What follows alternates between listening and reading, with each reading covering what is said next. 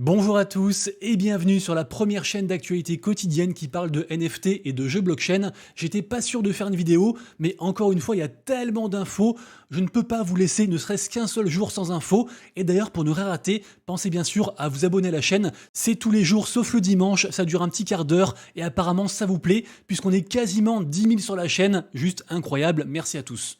Et aujourd'hui, la vidéo du jour est réalisée en partenariat avec le site d'information gratuit et dispo en français Cryptonaut. Cryptonaut, c'est un tout en un, il y a plein de choses remises à jour tous les jours, une partie bien sûr crypto et NFT, avec aussi une partie guide, une partie comparatif au niveau des exchanges, les sorties de nouveaux projets, les pre-sales, tout ça. Également aussi une partie entre guillemets plus traditionnelle, avec la partie bourse, trading, brokers. Également aussi la possibilité d'aller sur le compte Telegram pour être prévenu en fait dès qu'un nouvel article arrive. Donc vous aurez le lien en description. Merci beaucoup à Cryptonaut et bien sûr, n'oubliez pas de faire un tour dessus. Allez, comme d'habitude, on démarre tout d'abord par un petit récap du marché NFT sur 24 heures. Alors je rigole d'avance parce que ce récap, il est pire de jour en jour. Il faut s'accrocher. Pour l'instant, la tendance est partout sauf sur les NFT. Blue Chip Index à 4200 ETH de market cap. Donc je vous le rappelle, c'est l'indicateur de bonne santé des collections NFT les plus capitalisées sur Ethereum.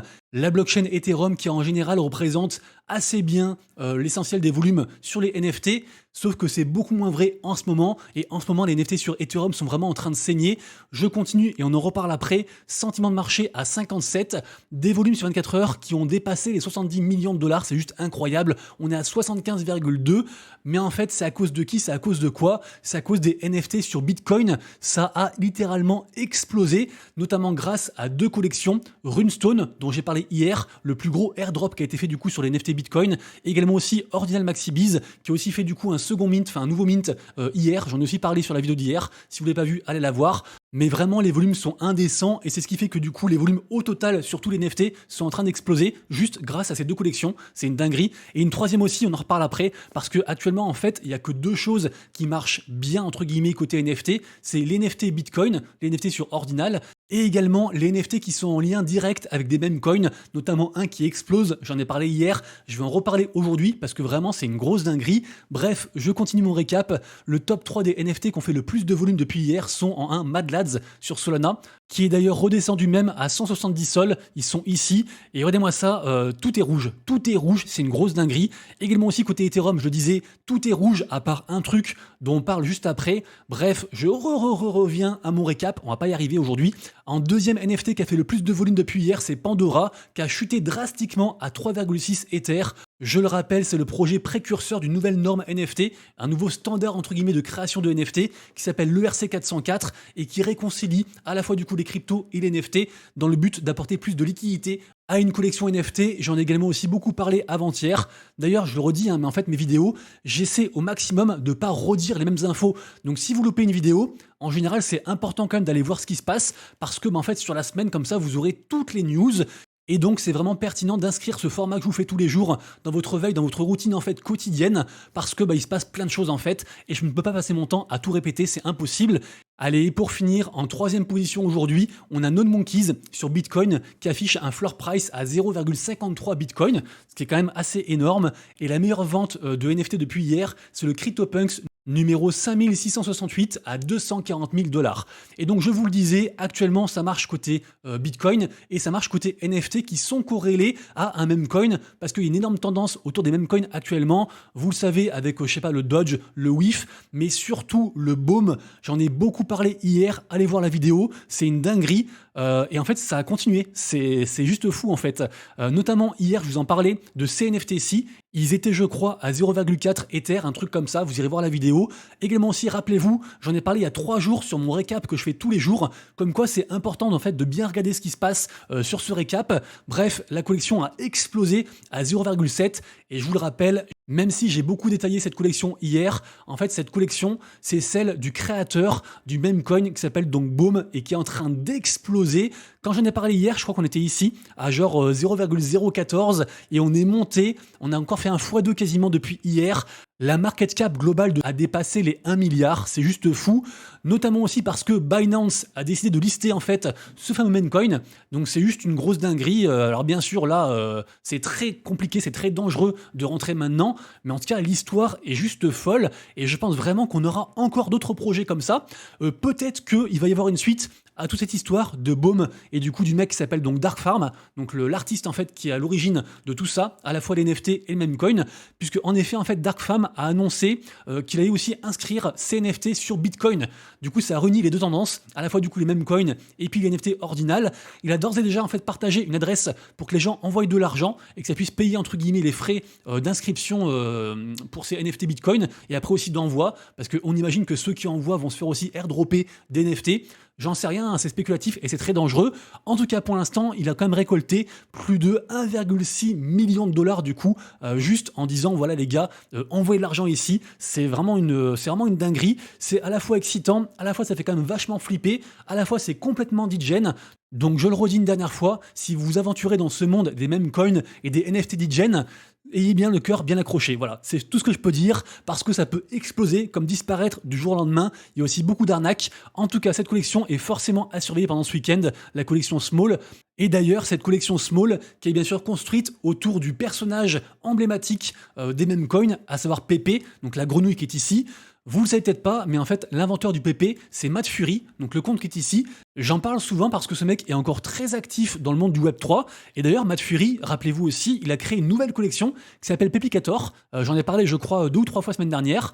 Et donc, Pepicator, d'ailleurs, c'est un petit peu retombé. Là, on est à 0,11 Ether. C'était quand même monté, je crois, à 0,3, un truc comme ça. Bref, du coup, ce mec est à surveiller. Et ce mec, en fait, a juste créé le plus gros personnage, en fait, des meme coins, à savoir Pépé. Et d'ailleurs, sa toute première planche, qui a été NFTisée, vient juste d'être rachetée, en fait, pour un total inconnu, mais la dernière fois que ce NFT a été vendu, c'était en octobre 2021. Il avait été vendu en fait pour 3,5 millions de dollars. Le NFT, il est ici. Alors pour l'instant, donc on ne sait pas du coup la somme, comme je disais, qui a été donnée, sachant qu'en fait, je vous rappelle, ce NFT avait été acquis par Sweet House Capital, qui a fait faillite. Et en fait, c'est la maison de vente aux enchères Sotheby's qui du coup orchestrait la revente en fait de leurs assets, de leurs biens digitaux, pour après rembourser bien sûr tout le monde qui est derrière. Bref, du coup, ce NFT a sûrement été vendu plusieurs millions, on en est quasiment sûr. L'échange a été fait et donc le nouvel acquéreur, c'est du coup le fondateur en fait de Mécanisme Capital qui s'appelle donc Andrew Kang, un multimillionnaire. En tout cas, voilà, tout ça pour dire que la tendance, les meme coins, ça attire tout le monde, entre guillemets, de la plèbe comme vous et moi, jusqu'aux plus riches en fait de ce monde. Donc assez impressionnant cette histoire et forcément je pense qu'on reparlera encore beaucoup de fois de NFT DJen et de meme coin. Ensuite, ça je suis vraiment désolé. Vous le savez, je devais me rendre à un événement qui s'appelle le Web3 Connect. C'était donc à Paris le 30 mars. J'étais très hypé. Je devais même carrément faire aussi une présentation devant tout le monde comme ça, genre 10 minutes lâchées devant du monde pour expliquer un peu certaines thématiques, notamment gaming. Et au final, je suis trop con puisque en fait le 30 mars, c'est pile poil pendant Pâques. En fait, Pâques, c'est le dimanche 31. Et vu que moi, vous savez, je suis catho, à partir du 29, et en fait, il y a des cérémonies religieuses. Je veux être là. Pâques, pour ceux qui ne savent pas, c'est juste la résurrection du Christ. En fait, c'est la fête la plus importante de l'année, encore plus que Noël. J'ai aussi un de mes beaux-frères qui se baptise et qui est un converti, donc c'est juste incroyable pour moi, enfin pour nous. Et donc voilà, du coup, je suis vraiment désolé. J'ai fait de la merde, je ne pourrais pas être à Web3 Connect. Alors du coup, j'ai discuté avec Stéphane, le fondateur du coup de cet événement-ci. Si jamais vous avez pris une place, entre guillemets, exprès pour moi, il est possible d'annuler la place et de vous faire rembourser. Si vous êtes dans ce cas-là, rejoignez mon Discord, ouvrez un ticket et comme ça on voit ensemble comment on peut faire. Mais vraiment, je suis très désolé, j'aime pas du tout faire faux bon. Je sais pas quoi vous dire de plus, si ce n'est que j'aurais adoré y participer. Je continue avec une bien triste nouvelle. En effet, Starbucks arrête complètement son projet NFT. Je vous rappelle qu'ils avaient créé Starbucks Odyssey, qui est en fait un programme fidélité autour des NFT. C'était un truc qui était en bêta et donc ça récompensait les gens en fait via des stickers, ce genre de choses. Alors c'était pas accessible pour les Français, mais en tout cas côté US, ça cartonnait. Vraiment, ça cartonnait avec notamment des ventes assez extraordinaires en termes de prix. Donc vraiment dommage du coup que ce programme de NFT sur Polygon soit terminé. Par contre, je suis quand même allé voir, et donc peut-être que c'était juste la première pierre à l'édifice blockchain de Starbucks. En effet, ils disent que Starbucks Odyssey version bêta devait s'arrêter pour préparer ce qui va arriver ensuite et qui devrait continuer à faire évoluer le programme, à faire à suivre. Ensuite, très bonne nouvelle pour le projet Wall3. Vous le savez, Wall3, c'est un projet que je suis attentivement parce que je suis un gros holder. Wall3, c'est le nouveau nom de Yoga Pets, qui a d'ailleurs des NFT qui sont ici, les NFT principaux, qui d'ailleurs, par rapport à la news dont je vais vous parler, ont pas mal pumpé. Ils étaient redescendus à 0,54 Ether, là ils sont remontés à 0,59. En plus, il y a des points qui sont attachés à ces NFT, et donc forcément, plus vos NFT ont de points et plus ils valent cher. Donc le floor price ne fait pas tout. Bref, qu'est-ce que c'est la nouvelle? Déjà, je vous redis ce que c'est. Wellsui, en fait, c'est une sorte de projet Web3 qui vise à décentraliser nos données de santé si on le souhaite. Par exemple, je sais pas, on va dire que je suis diabétique et je veux partager en fait mes infos pour aider quelqu'un dans le monde qui est diabétique par rapport à une problématique que je rencontre. Je veux pas non plus donner mes infos aux GAFAM et donc je passe par Wellsui en fait pour faire ça. Également aussi, il y a tout un programme en fait de bien-être via du yoga, ce genre de choses. Le tout proposé et incité par un assistant virtuel qui va être alimenté par l'intelligence artificielle. Et en fait, cet assistant virtuel, c'est justement le NFT Yoga Pets. Bref, il y a aussi un token qui va arriver, le token Well, et qui, selon la rumeur lancée par le fondateur Kungs, devrait arriver pour le 26 avril. Et donc, qu'est-ce que c'est la news? Et bah, c'est qu'ils prennent en fait au board advisor le mec qui s'appelle donc Mickey. Alors Mickey, en fait, c'est le compte qui est ici. C'est le fondateur de Web3 Arcadia, qui est une immense agence slash studio. Ils ont aidé à lever plus de 100 millions de dollars. Bref, c'est un très gros truc. Je trouve que Web3 en fait s'entoure de gros investisseurs, de gens qui ont beaucoup de moyens. Donc j'ai envie d'y croire. D'ailleurs, je pense bien sûr aussi à Yatsu de Animoca Brands. Bref, je ne suis pas objectif. Je kiffe ce projet. Faites bien vos recherches, mais j'ai hâte que le token arrive parce que évidemment en fait on aura donc un airdrop par rapport aux points qui sont donc sur ces NFT. Et je le rappelle aussi, ça fait pas de mal, on a toujours le airdrop gratuit pour tout le monde. C'est des quêtes à faire quotidiennement, genre juste respirer, aller liker un truc, genre de choses. On gagne des points et donc aussi pareil, on aura du airdrop en fin de compte. Deuxième partie de la vidéo, la partie jeu blockchain, et on commence directement avec les tokens de la GameFi qui globalement se portent plutôt bien. Alors bien sûr, ils suivent les tendances globales, ça c'est sûr. Par contre, on a quand même quelques projets qui surperforment, notamment Gala ces derniers temps, avec un plus 100% du coup sur le mois, assez cool. Également aussi bien sûr Ronin qui retourne aux 4 dollars. Mais surtout, je voulais vous reparler de deux projets dont j'ai parlé il y a bien longtemps. Le premier, c'est Delysium, qui a fait un plus 700% en une semaine. Rappelez-vous, on avait d'ailleurs fait aussi une partie du airdrop de Delysium. À la base, c'est une sorte de shooter qui est géré par l'intelligence artificielle. Ils avaient aussi essayé d'intégrer en fait une sorte de, comment dire, d'espèce de wallet. Et en fait, on pouvait envoyer de la crypto via du coup l'intelligence artificielle et aussi in-game, juste en marquant des mots, genre envoie telle quantité à telle personne. Donc plutôt cool. Le projet avance pas mal et quand même 700% c'est quand même pas rien, c'est assez énorme. Et second projet, c'est Gamercoin qui est ici, qui a fait aussi un plus 530% sur la semaine. Et ça, c'est vraiment une narrative dont les gens raffolent actuellement. C'est tout ce qu'on appelle en fait DePIN. DePIN qui veut dire Decentralized Physical Infrastructure Networks. Et en fait, c'est le fait d'avoir par exemple son PC ouvert, de ne pas utiliser 100% de sa puissance et en fait d'allouer de manière décentralisée et via la blockchain une partie en fait de ses ressources pour se faire rémunérer en fait en token en échange et que d'autres utilisateurs utilisent en fait ces parties dont vous n'avez pas besoin. Donc vraiment, c'est un truc qui marche très très bien, tout ce qui est DePIN. Et donc ce projet en fait Gamercoin, c'est du coup ce truc là en fait par rapport au GPU des gamers. Donc voilà, on va dire qu'en échange d'allouer une petite partie de la puissance de votre processeur à d'autres gamers dans le monde, vous aurez du coup du token et en fait ce projet est en train d'exploser. Donc c'est vraiment en fait un truc à surveiller attentivement.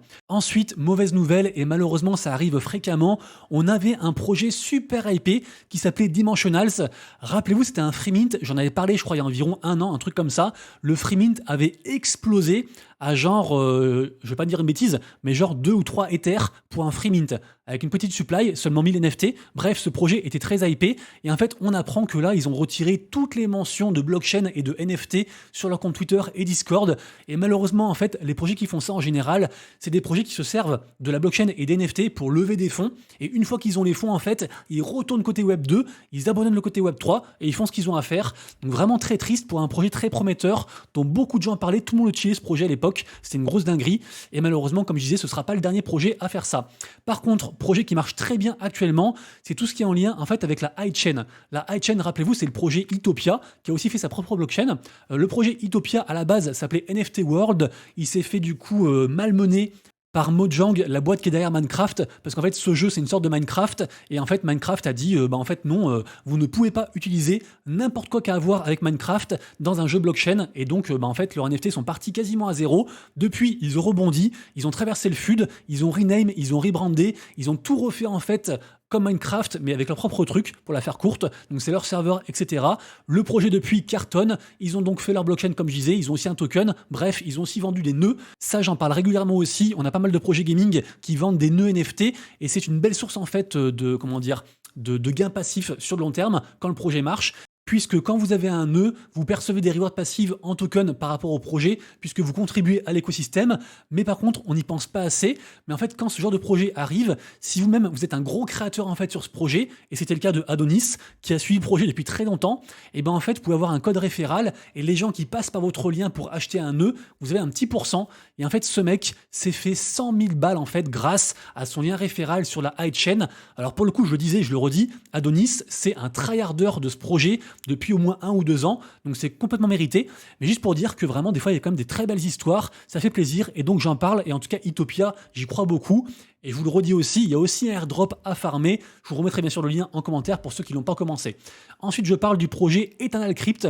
Alors, Eternal Crypt, je ne sais pas si vous vous rappelez, pour les plus anciens, j'en parlais je crois il y a environ 1 mois, un truc comme ça, puisqu'en fait il y avait un airdrop à faire.